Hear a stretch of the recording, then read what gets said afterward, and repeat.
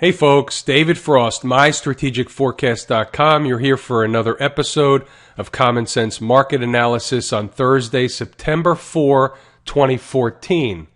And what did you have today? Well, I got the wrong chart up, first of all. So let's go over to the SPY.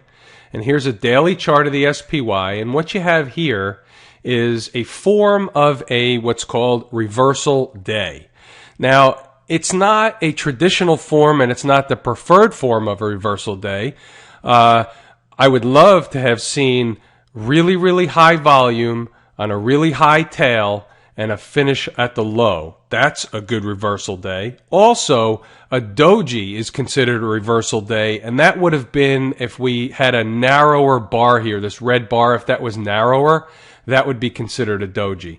But here's what happened. Let's take a look at the 10-minute chart, and let's see what the day had off to the races, right? Off to the races in the beginning, in the morning, okay? And then we made a new high, and then that's it. We just dumped out. See you later, Charlie.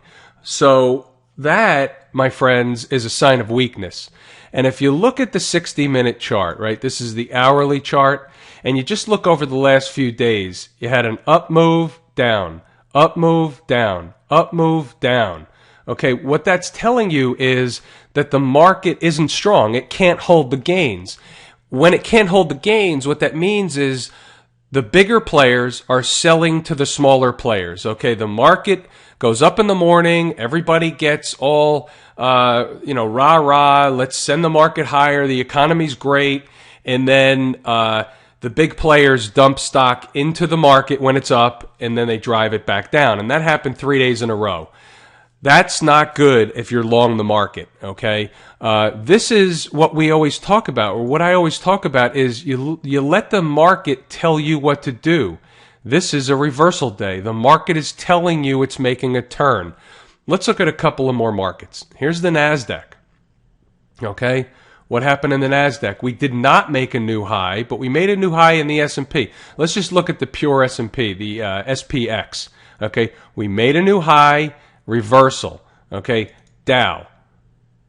Made a new high, okay, reversal.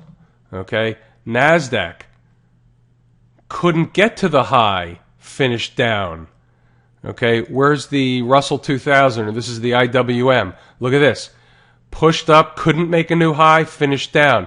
Big red bar yesterday, right? That's an engulfing candle, and then another down day today. In my book, folks, that's a confirmation of a trend change right there. So we'll see if that holds. So this is the market telling us what to do. It's very important you pay attention because number one, if you're long stocks, okay, or the market, okay, don't be. That's number one. Number two, if you're looking to make some money on the short side, go ahead and do it now. Now's the time. Okay, my members will get specific plays, but you have to make your own decision on what you're going to play short. It's up to you. So that's where we are in the market. It looks like we're going to turn, and I would say next week the volatility should pick up. And if I'm right and the market does turn, next week we should see some real selling pressure. Matter of fact, let's go back to the SPY because I want to make mention of something I would say I'm going to give it a 40% possibility tomorrow. That's not real high, so we wouldn't do anything with it. But a 40% possibility for tomorrow is you have the non-farm payroll report. The sentiment right now over the last 3 days is negative. Okay, the market's finished down 3 days in a row. Okay, it's gone up and then sold off, gone up, sold off, gone up, sold off. Today was a real sell-off from the high. Okay, and so what you have is when you have this announcement tomorrow, it doesn't matter what the number is. Nobody believes the number anyway. Nobody cares what the number is. It doesn't matter. The point is how the market participants react to the number. Okay, so tomorrow, if the reaction is to the downside, okay, you're going to get a quick drop. And you're going to get a quick drop possibly to maybe even as low as 198. Okay, you can get almost a 20-point drop in the morning tomorrow.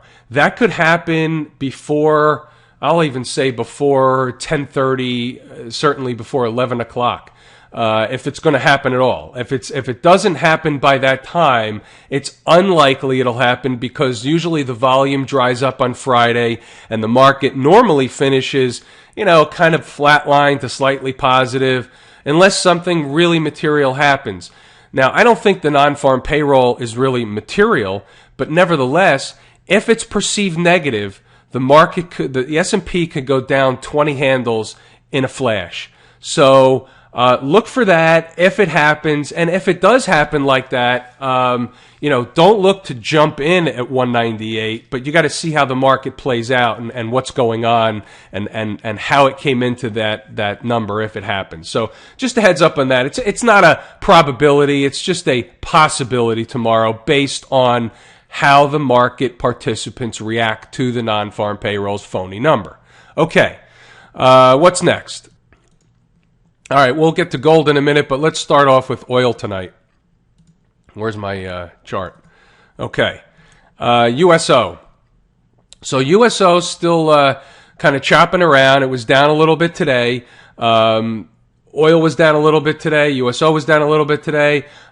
You can chop around here for a little while longer, but I contend that there's lower prices to be had as long as you stay, or especially as you stay beneath, call it, what's the high here?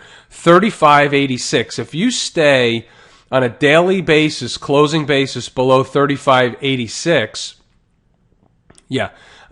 then you're going to have pressure to the downside. If you close above 35.86, then you'll take a run at this 200-period moving average, and we'll have to see what happens from there. But I don't see a lot of upside here. I'm looking for more downside, and that's the case. We're going to keep saying that until the story changes. The story hasn't changed. Gold. Okay. Again with the chart. Sorry, folks. Okay. GLD down again today. This is negative for gold. We're going to have to see how gold reacts over the next day or two.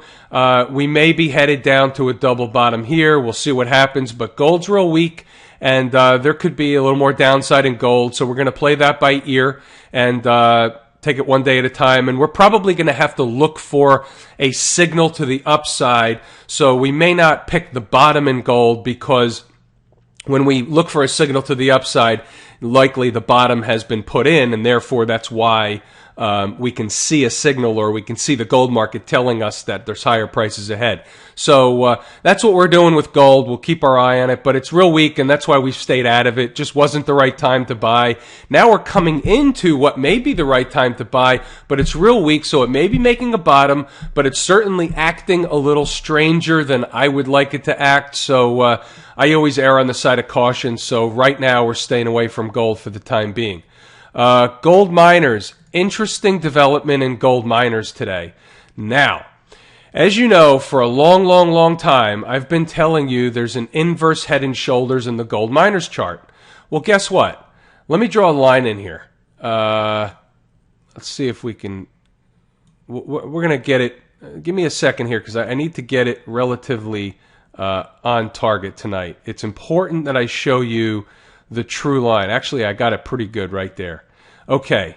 Now, let me just change it up a little bit so you can see it better. I just want to make it a little thicker, okay, and it'll be well worth it.